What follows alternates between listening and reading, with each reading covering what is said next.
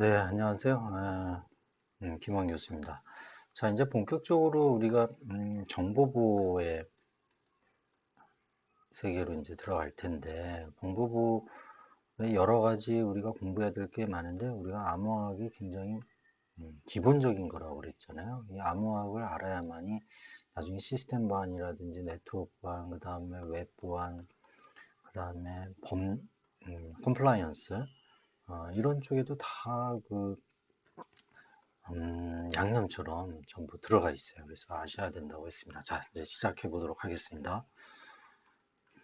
자, 우리 이제 그 모든 학문에 있어서 이 용어 있죠. 용어에 이제 우리가 익숙해져야 되죠. 터미널로지죠. 용어에 익숙해지고 알면 거의 뭐 50%는 뭐 이제 점령을 그 학문에 대해서 이제 점령을 했다라고 볼 수가 있습니다. 자, 우리는 이제 크립토그래피에 대해서 인크립션, 디크립션 이런 이제 기호적 표현이 어떻게 되는지 우리는 공학은 전부 이제 수학적인 표현을 해야 되기 때문에 다 이 수학 표현을 이제 우리는 알아야 됩니다. 그 다음에 시메트리컬 인크립션, 그 다음에 공개키 또는 비대칭키 같은 용어 같이 씁니다. 네. 비대칭키 암호 알고리즘 또는 공개키 암호 알고리즘, 퍼블릭키, 크립토그래피, 그다음에 어시메트릭 키, 크립토그래피. 그다음에 이제 암호학자의 도구 상자. 요게 저는 좀 의미가 있다라고 보는데 이게 뭘 의미를 하는지 이제 배워보도록 하겠습니다.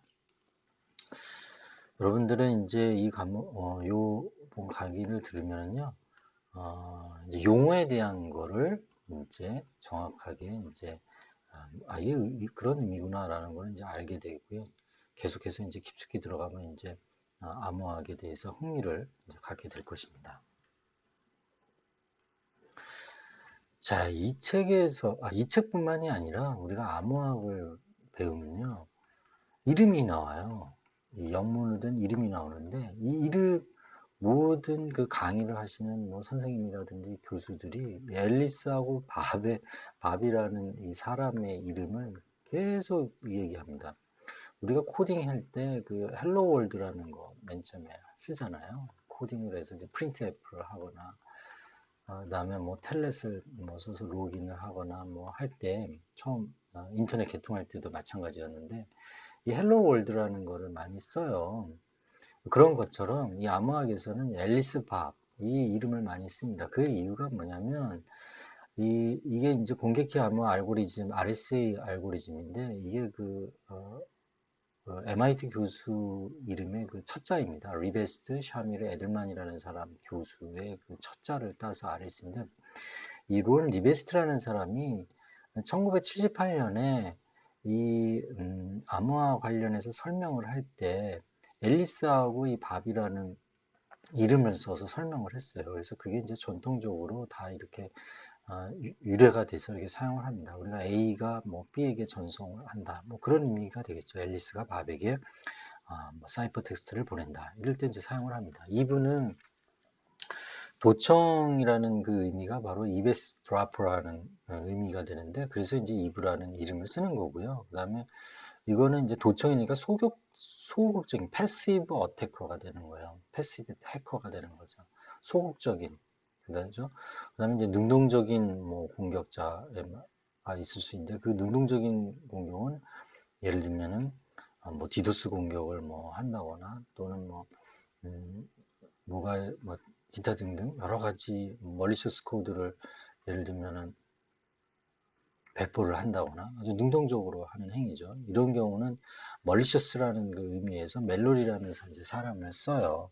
여러분들은 이제 그렇구나라고 정도만 이제 아시면 저도 마찬가지고 그렇게 아시면 되겠습니다. 그다음에 이제 트렌트 빅터는 요 의미의 trusted arbitrator 그다음에 빅터는 이제 verifier라는 의미를 가져서 빅터라는 의미를 씁니다. 자, 그래서 이제 우리는 이제 앨리스가 A가 B에게 보낼 때, 앨리스가 밥에게 보낼 때 이렇게 이제 쓰는 거예요. 자, 이 책에서는 상세하게 다른 책에서는 그런 말이 없는데 이 책은 그래도 앨리스 밥이 왜 쓰는지 그 의미를 이렇게 부여해서 우리 독자들이 공부하는 사람이 궁금증을 없애는 아주 좋은 그런 스토리까지도 이렇게 제공을 해줬어요. 자, 이게 송신자 앨리스가 이제 밥에게 메시지를 보내는 거죠. 그래서 도청자 이브가 이제 소극적이죠. 도청만 하는 겁니다. 예를 들어서 어떤 게 있어요? 우리 스니핑이죠. 스니핑이라는 용어는 킁킁거리다라는 거에서 그냥 예를 들면 우리가 와이어샤크 같은 거 툴 많이 이용을 하죠. 예를 들면 우리 HTML 웹 분석을 한다거나 클라이언트 서버 간에 왔다 갔다 하는 그 통신 프로그램 TCP/IP 프로그램 분석을 할 때 이 와이어샤크 같은 거 많이 쓰거든요. 그러면 이 TCP 세그먼트에서 전달되는 뭐 헤더라든지 이런 거 전부 분석할 수가 있거든요. IP 데이터 그러면서 IP 헤더 분석할 수 있고, 그 다음에 SSL, TLS 통신할 때 그 헤더 우리 전부 분석할 수 있고, 그죠? 그다음 몇 번 포트, 여기 이제 뭐 80 포트, 뭐 8088 포트, 그다음에 뭐 433번 포트, 이게 SSL, TLS에서 쓰는 포트 번호인데, 이런 거를 전부 이제 볼 수가 있거든요. 그다음 IP에서는 소스 IP 어드레스, 데스티네이션 IP 어드레스 이런 걸 이제 와이어샤크로 전부 볼 수가 있는데, 이것도 하나의 스니핑입니다. 보기만 하는 거죠. 어떻게 돼요? 수동적이죠. 패시브하죠. 예, 참고적으로 이제 말씀드리는 거고요. 자, 멜로리는 이제 멀리셔스 악의적인, 예, 우리 그런 의미에서 이제 멜로리라는 의미를 쓴다고 그랬어요. 이제 우리 앞으로 이제 이런 얘기는 하지 않겠습니다. 어쨌거나 이 멜로리가 어떻게 됐어요? 메시지라는 거를 받아갖고 어떻게 했습니까? 변조시켰죠. 변조시켜서 보냅니다. 중간에서 그 메시지라는 거를 이 패킷을 어떻게 보면 가로채기를 해서 변조시켜서 수신자 바백이 보낸 거죠. 이런 것들은 어떻게 보면은 MITM이라고 우리가 합니다. 이게 Man in the middle이에요. 중간자 사람. Man in the middle attack. MITM 공격이라고 이렇게 합니다. 그래서 이걸 예를 들면은 이 메시지를 변조시켜서 보내거나 또는 이 멜로리가 예를 들면은 이 중간에 이 메시지를 받아서 저장을 하고 나서 이 저장된 메시지를 다시 리플레이해서 재존성 공격을 하는 경우가 있어요. 똑같은 어떤 그 메시지를 다시 보내는 거죠. 이걸 이제 재존성 공격, 리플레이 어택이라고 하는데 이걸 통틀어서 MITM이라고 합니다. Man in the Middle Attack. 참고로 이제 많이 그 정보반에 쓰는 용어니까 꼭 그 기억해 주시기 바랍니다. 자, 암호화 복화에서는 우리 그 플레인 텍스트가 이제 평문이 되겠죠. 이게 평문이 되겠고, 사이퍼 텍스트가 이제 암호문이 되겠습니다. 그래서 암호 기술은 이 앨리스가 밥에게 어떻게 됩니까? 이 암호문을 보내요. 사이퍼 텍스트를 보내면 멜로리가 이거를 가로채기 해서 이거를 스니핑해서 도청을 하게 됩니다. 도청을 하더라도 암호문이기 때문에 어떻게 돼요? 이게 무슨 의미인지 알 수가 없어요. 복구하기 전에는. 그죠? 그래서 이게 암호문이 중요하다는 겁니다. 우리가 일상적 항상 이걸 꼭 기억해 두시기 바라요. 앨리스가 밥에게 보내건 누구한테 보내건 이 전송되는 매개체는 인터넷이다. 인터넷은 시큐어 합니까? 언시큐어드예요. 언시큐어드 채널이라는 가정이 들어갑니다. 그러니까 안전한 채널이 아니기 때문에 항상 도청할 수도 있고 MITM 공격도 있을 수 있고 불안전한 그런 채널을 통해서 전송이 된다 이런 거죠. 그러니까 중요한 정보는 어떻게 돼요? 암호문으로 전송을 하면은 이 언시큐어드 채널이라 하더라도 중간에 가로채기에서 스니핑을 하거나 MITM 공격을 해도 그게 무슨 의미인지 모르는 거죠. 그래서 이게 정보보호 3대 요소에서 뭘 지킵니까? 컨피덴셜리티를 지키는 거예요. 컨피덴셜리티. 기밀성을 보장하는 거죠. 우리 3대 요소에서요. 그 다음에 어떻게 돼요? 이거를 모르니까 위변조도 못하는 거죠. 위변조도. 그죠? 이런 것까지도 이제 지켜지게 되는 겁니다. 그래서 이 앨리스가 암호문으로 이제 했기 때문에 암호를 할 경우는 뭐가 들어갑니까? 항상 이게 키가 들어가요. 네, 키. 이 키는 절대적으로 이 앨리스하고 예를 들면 반만이 알아야 되는 거죠. 만약에 이제 대칭 키를 이용을 해서 암호를 했다고 가정을 하면 이 키는 그 키는 앨리스하고 반만 알아야 돼요. 그죠? 반만 예를 들면 그 암호물을 키를 넣어서 복호화시켜서 평문으로 바꿔서 반만 알 수 있는 거죠. 그러니까 컨피덴셜리티는 다시 한번 얘기하지만 허가된 사람만이 그 정보를 알 수 있게 하는 거잖아요. 그러니까 이 키를 알고 있는 사람, 즉 앨리스하고 반만 알게 되는 겁니다. 거기서 암호화라는 그 기술을 이용하게 되는 거예요. 이제 이해되시죠? 자, 그래서 이제 우리는 이 플레인 텍스트가 사이퍼 텍스트로 변화를 할 때 이 인크립션 하는 이 알고리즘은 공개되어 있다라고 봐야 됩니다. 여러분들 요거 꼭 기억하세요. 암호화할 때 이 알고리즘은 그러니까 예를 들면 이브 공격자도 이거는 알고 있다. 왜 그러죠? 왜 알고 있는 거죠? 표준이기 때문에 그래요. 표준이기 때문에. 이 암호화 알고리즘을 데스로 예를 들면 쓴다.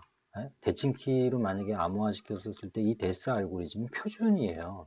그래서 이거는 어떤 식으로 암호화를 시키는 건지는 다 안다는 거예요. 공격자들도 제3자가 안다는 거예요. 만약에 비대칭키로 한다, 공격키 암호화 알고리즘을 한다 했을 때 RSA 알고리즘을 썼다. 그러면 RSA에 대한 건 표준이기 때문에 안다는 거예요. 제3자가. 자, 그래서 뭐가 중요합니까? 이거는 공개되어 있다라고 보는 겁니다. 그 대신 키는 절대적으로 제3자가 알면 안 되는 거죠. 제3자가 알면 안 되는 겁니다. 그래서 이 앨리스가 어떤 평문을 암호화 시킨다고 그랬을 때 이 키만은 앨리스만 이제 알아야 되는 겁니다. 또는 대칭키일 때는 누구도 알아야 돼요?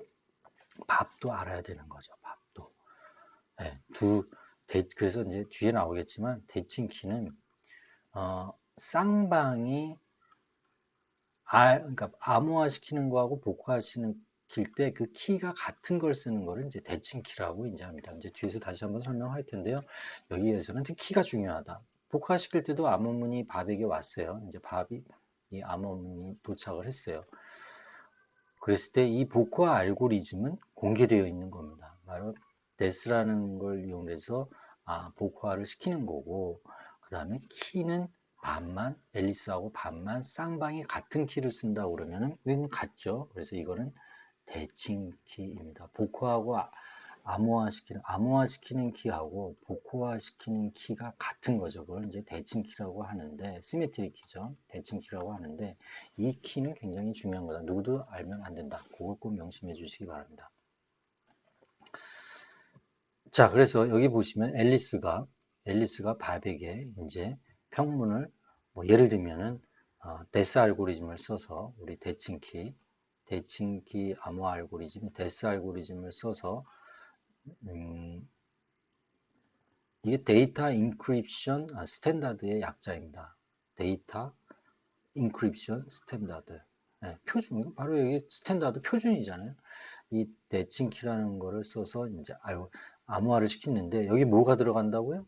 키가 들어간다고 그랬어요. 이 키는 대칭키일 때 이 키는 앨리스하고 누구야? 반만 아는 거죠. 이 키가 밥도 알아야 돼요. 그래서 이 암호물을 했을 때 이브가 이제 스니핑을 했어요. 예를 들면 도청을 했어요. 킁킁거려 갖고 뭐 와이어샤크나 뭐 이런 거를 통해서 볼 수 있다고요. 자, 그 내용을 보니까 이거는 암호문으로 돼 있으니까 사이퍼 텍스트로 돼 있으니까 이게 무슨 의미를 갖고 있는지 의미가 없는 거죠. 자, 봐도 아무런 의미가 없어요. 그래서 이거는 스니핑에도 전혀 상관이 없습니다. 그래서 언시큐어드 채널로 보내지만 시큐어드하게 보내고 있는 겁니다. 그래서 암호문을 받은 이제 밥은 이거를 디크립션 시키는 거죠. 디크립션을 시크인데 이 디크립션 시키는 암호화 알고리즘을 데스를 써서 하게 되고 그 키는 키가 들어가는데 이 키하고 이 키는 어떻게 돼요? 이퀄이죠. 같은 키를 쓰는 겁니다. 앨리스하고 반만 알고 있는 키. 그래서 그걸 시메트리 키 크립토그래피라고 이제 얘기하는 거죠. 그래서 평문이 이제 알게 해서 밥은 이 평문의 의미를 알게 되는 겁니다. 그래서 컨피덴셜리티 기밀성을 보장하게 됩니다. 뭘 이용해서? 대칭 키를 이용을 해서 기밀성을 이제 어, 보강, 만족하게 하는 거죠. 자, 그래서 이제 제가 계속해서 말씀드리지만, 암호의 기밀성에서 메일의 앨리스와 밥은 이 크립토그래피라는 기술을 사용해서 메일 내용을 비밀을 유지하는 거죠. 그래서 허가된 사람만 보는 거죠.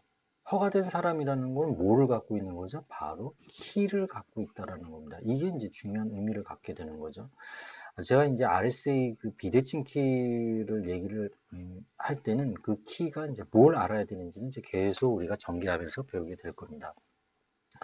자, 그래서 이제 해독이라는 의미가 있는데, 복화는 정당한 수신자가 암호를 플레인 텍스트로 바꾸는 거고, 암호 해독을 이제 크립트 어널리시스라고 하는데, 수신자 이외의 사람이 이거를 암호로부터 평문으로 복원시키려고 하는 거죠.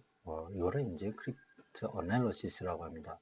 크립트 어널리시스가 이제 암호 해독자가 되는데, 이거는 어떤 나쁜 의도를 가지고 블랙 해커가 되겠죠. 나쁜 의도 해커가 뭐 이제 복화시키려는 것도 있고, 또는 연구자가 이제 이게 정말 이 암호 알고리즘이 풀리는 건지 이런 보안 강도를 이제 알기 위해서 하는 건지 뭐 그런 이제 의도를 가지고 한다라는 얘기입니다.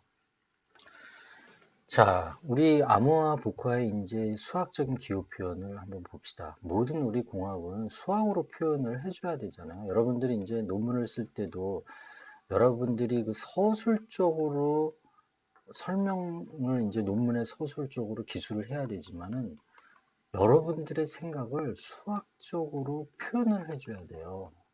이게 공학 논문의 아주 하이라이트예요. 굉장히 중요한 얘기입니다. 그죠?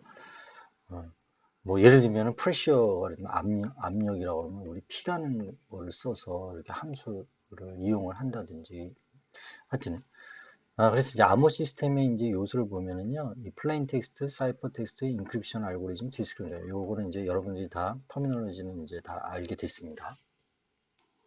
자, 그래서 암호 시스템의 기호 표현은 다 이런 식으로 한다는 얘기예요. 요걸 키를 의미하는 거고요. 인크립션이고 요거는 뭐죠? 플레인 텍스트예요. 그죠? 플레인 텍스트. 그 다음에 요거는 사이퍼 텍스트를 이용합니다. 플레인 텍스트를 키로 인크립션, 암호화한다라는 의미예요. 그랬을 때 사이퍼 텍스트가 나온다. 그 다음에 사이퍼 텍스트를 키를 이용을 해서 디크립션, 복화시키는 거죠. 복화시키면 뭐가 나옵니까? 플레인 텍스트가 나옵니다. 이런 식으로 아주 간단하게 수학적인 그 기호를 써서 이제 표현하겠다는 거죠. 이거는 수학적인 공식보다는 어떤 기호 표현이 되겠네요. 여기 이제 하는 것처럼. 수학 공식은 아니죠. 어떤 이제 기호로 이제 표시를 이렇게 한다라는 거죠. 어떤 약속이 되는 겁니다. 약속. 자, 다른 표현은 다른 책에서는 또 이렇게도 씁니다. 인크립션, 요건 키를 의미하는 거고, 이 해당되는 플레인 텍스트를 요 키로 인크립션 시킨다라는 거고, 사이퍼 텍스트를 키로 디크립션 시킨다라는 의미가 되겠습니다.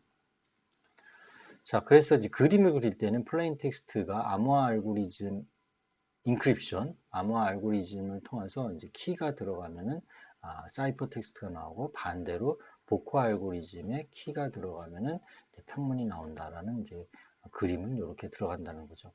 만약에 이게 대칭 키를 썼다 그러면 이 키하고 이 키는 같은 게 되겠다. 그죠? 저 키, 요 키 1과 이걸 키 2라고 그러면 키 1하고 키 2는 같게 됩니다. 같은 게 바로 이제 대칭 키가 되는 거죠. 예, 수고하셨습니다.